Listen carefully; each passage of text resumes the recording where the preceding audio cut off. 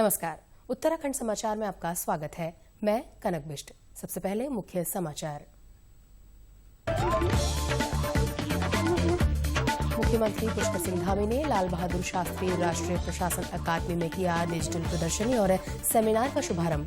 कहा, मिशन कर्मयोगी के तहत काम शुरू करेंगे पास आउट होने वाले अधिकारी।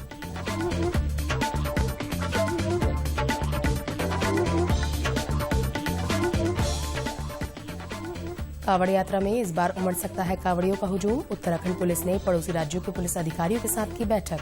तैयार किया यात्रा को सुचारू ढंग से संपन्न कराने का प्लान।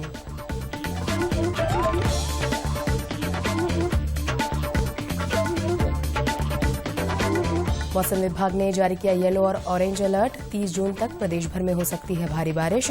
चंपावत जिले में बारिश से कई मार्ग अवरुद्ध।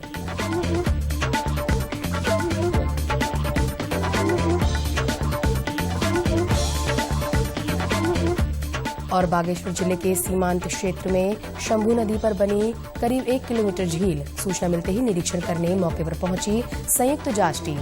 झील से की जाएगी पानी की निकासी। अब समाचार विस्तार से। मुख्यमंत्री पुष्कर सिंह धामी ने मसूरी स्थित लाल बहादुर शास्त्री राष्ट्रीय प्रशासन अकादमी में आयोजित अमृत महोत्सव डिजिटल प्रदर्शनी और सेमिनार का शुभारंभ किया। मुख्यमंत्री ने कहा कि अकादमी में मिशन कर्मयोगी के तहत संस्कृति मंत्रालय भारत सरकार के साथ समृद्ध भारतीय संस्कृति को व्यापक स्तर पर प्रचारित प्रसारित करने के लिए डिजिटल प्रदर्शनी लगाई गई है। उन्होंने कहा कि प्रशासनिक अकादमी में प्रशिक्षण प्राप्त कर रहे अधिकारी मिशन कर्मयोगी के तहत अपना काम शुरू करेंगे। हमारे देश के यशस्वी प्रधानमंत्री आदरणीय नरेंद्र मोदी जी के मार्गदर्शन और प्रेरणा से मिशन कर्मयोगी के अंतर्गत एवं संस्कृति मंत्रालय भारत सरकार के साथ साथ अपने समृद्ध भारतीय संस्कृति की व्यापक स्तर पर प्रचारित व प्रसारित करने हेतु डिजिटल प्रदर्शनी के माध्यम से एक महत्वपूर्ण पहल कर रही है। आप सभी प्रशिक्षु बड़े सौभाग्यशाली हैं कि आजादी का अमृत महोत्सव और मिशन कर्मयोगी के तहत आप सब लोग अपना काम शुरू करेंगे। मुख्यमंत्री धामी ने कहा कि प्रशासनिक अधिकारियों को रचनात्मक, सृजनात्मक, विचारशील, नवाचारी, अधिक क्रियाशील, प्रगतिशील, पारदर्शी और प्रौद्योगिकी समर्थ बनाते हुए भविष्य के लिए तैयार करना मिशन कर्मयोगी का मुख्य लक्ष्य है। उन्होंने कहा कि देश का भविष्य यहां से प्रशिक्षण लेकर विभिन्न क्षेत्रों में जाकर सेवा देने वाले युवा अधिकारियों के कंधों पर होगा। मुख्यमंत्री ने कहा कि आजादी का ये अमृत महोत्सव न केवल उनके त्याग को पुनः स्मरण करने का अवसर है, बल्कि उनके सपनों को याद कर नए संकल्प लेने का वक्त है। हमारे देश के प्रधानमंत्री जी ने आजादी का अमृत महोत्सव नाम दिया है। यह समय न केवल इस देश की आजादी के लिए जिन्होंने अपने प्राणों का बलिदान किया, अपने प्राणों की आहुति दी, ऐसे वीर शहीदों को हम नमन करने का, बल्कि उनके सपनों को साकार करने का भी है। आज के इस अवसर पर मैं देश के सभी जिन्होंने अपने प्राणों का बलिदान किया, जिन्होंने इसमें भाग लिया, उन सभी सेनानियों को मैं नमन करता हूं। कांवड़ यात्रा के लिए पुलिस ने अपनी तैयारियां शुरू कर दी हैं। इसको देखते हुए उत्तराखंड पुलिस महानिदेशक अशोक कुमार ने उत्तर प्रदेश, दिल्ली, हरियाणा, हिमाचल प्रदेश, राजस्थान, चंडीगढ़ के अधिकारियों के साथ समन्वय बैठक की। पुलिस महानिदेशक अशोक कुमार ने कहा कि इस बार कांवड़ मेला 2 साल बाद हो रहा है। ऐसे में इस बार बहुत अधिक श्रद्धालु आ सकते हैं।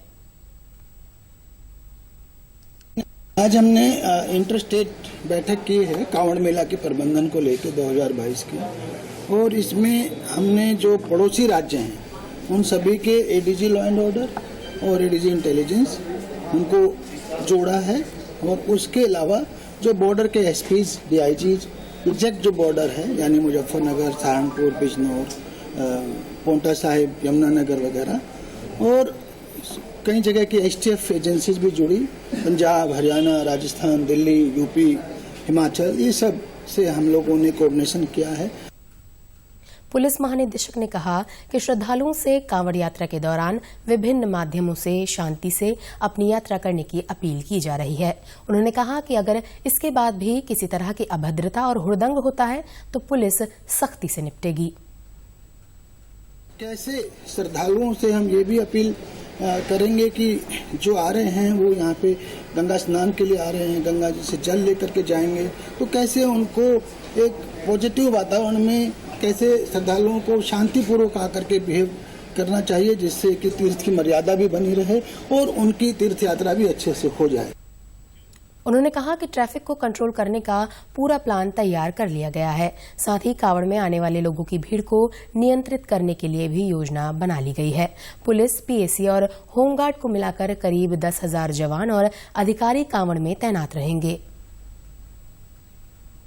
यद्यपि इस साल ये जरूर बात आई है कि 2019 के बाद काफी कुछ रूट्स नए बन गए हैं।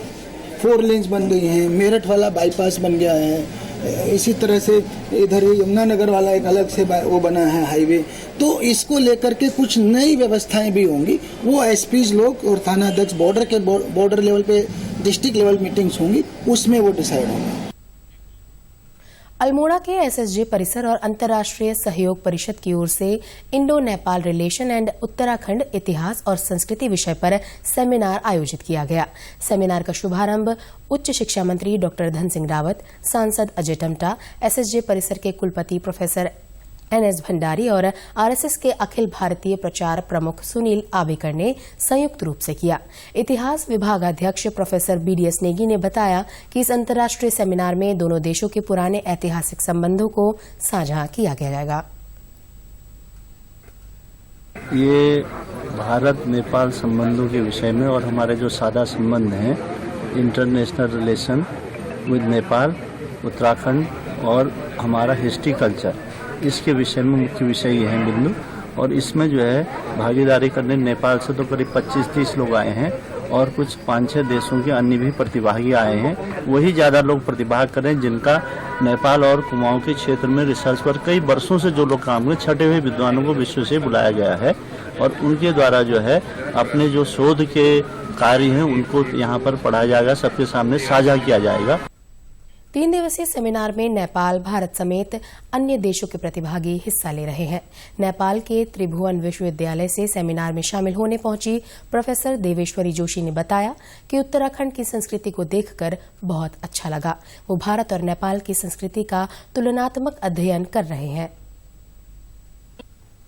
दिव्येश्वरी जोशी, नेपाल से मैं त्रिभुवन विश्वविद्यालय में प्राध्यापन करती हूँ। यहाँ इंडो नेपाल रिलेशन का सेमिनार हो रहा है, इसमें मैं भाग लेने के लिए आई हूँ। यहाँ का व्यवस्था देख के बहुत अच्छा लगा। वैसे तो मेरा मूल घर डोटी है और यहाँ डोटी के और उत्तराखंड का सब कल्चर एक ही देख के बहुत अच्छा लग रहा है। मेरा पेपर भी उसमें ही है और यहाँ का कैसा कल्चर है और कैसा लोक साहित्य है, इस विषय में मैंने तुलनात्मक अध्ययन किया है। मौसम विभाग ने 5 दिनों का पूर्वानुमान जारी किया है। 27 जून से 1 जुलाई के बीच प्रदेश भर में विभिन्न जगहों पर भारी बारिश हो सकती है। मौसम विभाग का पूर्वानुमान सही साबित हुआ है। प्रदेश के पहाड़ी क्षेत्रों में भारी बारिश का दौर सुबह से ही शुरू हो गया था। कई जगहों पर मार्ग बंद हो गए। 28 जून को उत्तरकाशी, पौड़ी, रुद्रप्रयाग, चमोली, देहरादून, बागेश्वर, पिथौरागढ़ और चंपावत जिलों में भारी बारिश का ऑरेंज अलर्ट जारी किया गया है। 29 जून को भी प्रदेश के पहाड़ी जिलों में कहीं कहीं भारी बारिश हो सकती है, जबकि 30 जून के लिए येलो अलर्ट जारी किया गया है। मौसम विभाग के अनुसार 1 जुलाई को मौसम साफ रह सकता है। मौसम विभाग के निदेशक विक्रम सिंह ने बताया कि लोगों को सतर्क रहने की जरूरत है। बारिश के कारण नदियों का जलस्तर बढ़ सकता है, साथ ही भूस्खलन जैसी घटनाएं भी हो सकती हैं। मौसम विभाग के पूर्वानुमान के अनुसार चंपावत जिले में रविवार देर रात से सुबह तक भारी बारिश का दौर जारी रहा। भारी बारिश के कारण सड़कें और संपर्क मार्ग बाधित रहे। टनकपुर पिथौरागढ़ राष्ट्रीय राजमार्ग भूस्खलन के कारण बाधित हो गया, जिसके चलते लोगों को दिक्कतों का सामना करना पड़ा। चलथी क्षेत्र में नदी में उफान के कारण 2 वाहन बह गए। मानसून की दस्तक के साथ ही जिला प्रशासन भी अलर्ट हो गया है। जिलाधिकारी नरेंद्र सिंह भंडारी ने बताया कि बंद सड़कों को खोला जा रहा है। आपदा विभाग और अन्य सभी विभागों को अलर्ट मोड पर रहने के निर्देश दिए गए हैं। साथ ही संवेदनशील जगहों पर लगातार नजर रखी जा रही है। हमारे जो काम चल रहे हैं उस पर 28 जेसीबी पोस्टेड हैं और घाट पनार वाली रोड पे भी हमने जेसीबी पोस्ट की है, ताकि कभी भी सड़क अगर बंद हो तो वो उसको मिनिमम रिस्पांस टाइम में खोला जा सके। और जो बारिश के कारण जो जल भराव होता है, तो हमने बनबसा में जो स्टेशन है, पावर स्टेशन है, उस पर विजिट कर लिया था स्वयं एसडीएम साहब के साथ और एनएचपीसी की टीम के साथ। तो जो अलर्ट सिस्टम है, एसडीएम साहब को, सभी एसडीएम साहब, सभी जिला स्तरीय अधिकारी और जो ग्राउंड लेवल ऑफिसर्स हैं, सबको अलर्ट किया गया है कि कोई भी अगर सिचुएशन आती है तो वो अलर्ट मोड में रहें और तत्काल उस समस्या का निस्तारण करें। बागेश्वर जिले के सीमांत क्षेत्र में शंभू नदी में भारी भूस्खलन होने से झील बन गई है। जिले के अंतिम गांव कुंवारी से करीब 2 किलोमीटर आगे झील बनने से उसके टूटने का खतरा बना हुआ है। झील का आकार लगातार बढ़ता जा रहा है। झील की सूचना मिलने के बाद तहसीलदार पूजा शर्मा ने सिंचाई विभाग, आपदा प्रबंधन और लोक निर्माण विभाग के अधिकारियों की टीम के साथ नदी पर बनी झील का निरीक्षण किया। नदी पर करीब 1 किलोमीटर लंबी और 50 मीटर चौड़ी झील बन गई है। इसकी जानकारी नदियों को जोड़ने की योजना के तहत सर्वे करने आई यूसेक की टीम से मिली। मानसून की दस्तक के साथ ही झील में जल स्तर बढ़ने से इसके टूटने का खतरा बढ़ रहा है। झील के टूटने से चमोली जिले में भारी नुकसान हो सकता है। पिंडर नदी चमोली जिले के थराली, नारायणबगड़ से होते हुए कर्णप्रयाग में अलकनंदा में मिलती है। झील बनने की सूचना प्राप्त हुई थी, जिसमें हमारा पूरा जिसमें सिंचाई विभाग के अधिकारी थे और पीडब्ल्यूडी के अधिकारी थे और पीएमजीएसवाई के अधिकारी, हमारा रेवेन्यू का सारे अधिकारी और भूवैज्ञानिक, वो वन विभाग के अधिकारी मौके पे जाकर के कल ही वहाँ पे मौके का निरीक्षण किया गया है। और निरीक्षण करने पर उन्होंने ये पाया कि वो वहाँ पे विगत 4-5 सालों से वहाँ पे कुछ मलबा आने से धीरे धीरे वहाँ पे एक झील जैसा निर्माण हो रहा है। तो हमने तत्काल उसमें कार्रवाई करने के लिए सिंचाई विभाग को अभी तत्काल ही जो उन्होंने रिपोर्ट में जो प्रिकॉशन के लिए दिया था कि उसका पानी जो रुकाव है उसके रुकाव को उसकी निकासी कराई। शंभू नदी बोरबलड़ा गांव के समीप शंभू ग्लेशियर से निकलती है। नदी कुंवारी गांव से करीब 5 किलोमीटर आगे पिंडारी ग्लेशियर से निकलने वाली पिंडर नदी में मिल जाती है। ग्रामीणों के अनुसार झील बोरबलड़ा के अतोक भरा कांडे से करीब 4 किलोमीटर और कुंवारी गांव से करीब 2 किलोमीटर आगे कालभ्योड़ में बनी है। यहां से 4 किलोमीटर आगे जाकर शंभू नदी पिंडर नदी में मिल जाती है। जिले का प्रभार मिलने के बाद प्रभारी मंत्री डॉक्टर धन सिंह रावत ने अल्मोड़ा में जिला योजना समिति की बैठक ली। बैठक में विभिन्न योजनाओं के लिए 54 करोड़ 85 लाख के परिव्यय को पास किया। प्रभारी मंत्री डॉक्टर धन सिंह रावत ने कहा कि अगले 15 दिन के भीतर सभी जिला योजना समिति के सदस्य विभिन्न योजनाओं के प्रस्ताव तैयार कर शासन को भेजेंगे। प्रभारी मंत्री ने कहा कि इस बार जिला योजना में शिक्षा, स्वास्थ्य, पेयजल और लोक निर्माण विभाग की योजनाओं पर अधिक खर्च करने पर जोर दिया गया। उन्होंने कहा कि जिन कर्मचारियों को वेतन जिला योजना से दिया जाता है, उनको अगले 1-2 दिनों के भीतर वेतन मिलना शुरू हो जाएगा। मैं अपने मुख्यमंत्री जी का धन्यवाद दे रहा हूं कि उन्होंने इस बार जिला योजना में 54 करोड़ 85 लाख रुपए अल्मोड़ा जिले को दिए हैं। और आज अल्मोड़ा जिले का हम परिव्यय पास कर रहे हैं हर विभाग वाइज। और फिर जितने हमारे डीपीसी के मेंबर हैं 15 दिन बाद जो है अपनी अपनी योजनाएं हमको देंगे। और मुझे लगता है कि पहली बार लोकतांत्रिक पद्धति से जो हम जिला प्लान की वो परिव्यय आज पास कर रहे हैं। सर्वाधिक पैसा हम शिक्षा है, स्वास्थ्य है, पीडब्ल्यूडी है, पेयजल है, इन विभागों पे खर्चा कर रहे हैं। और अब जिन कर्मचारियों का वेतन जो है जिला प्लान से जाता है, अब सबको वेतन 2-3 दिन में मिलना शुरू हो जाए। उत्तराखंड अल्पसंख्यक आयोग के उपाध्यक्ष सरदार इकबाल सिंह ने चंपावत जिले में विभिन्न विभागों की अल्पसंख्यक कल्याण के लिए योजनाओं की जानकारी ली। उन्होंने अधिकारियों को निर्देश दिए कि योजना का लाभ लोगों तक पहुंचना चाहिए। साथ ही योजनाओं का प्रचार प्रसार करने के भी निर्देश दिए। अधिकारियों ने आयोग अध्यक्ष को सभी योजनाओं की विस्तार से जानकारी दी। हमारा जो उद्देश्य है माननीय आयोग के द्वारा ये कि जन जानकारी कार्यक्रम में पूरे जिले में जितने भी लाभार्थी हों उनको लाभ मिलना चाहिए। और यही अधिकारियों से बैठ के आज यही बात हुई है जिला स्तर अधिकारियों के साथ में कि जितनी भी योजनाएं हैं वो नीचे स्तर तक हर गरीब को, हर लाभार्थी को उसका लाभ मिलना चाहिए। हमारा यही जन जानकारी कार्यक्रम के तहत हम प्रचार प्रसार में इसी उसमें लगे हुए हैं कि कोई भी लाभार्थी को वंचित न रहे। उत्तराखंड समाचारों में बस इतना ही। नमस्कार।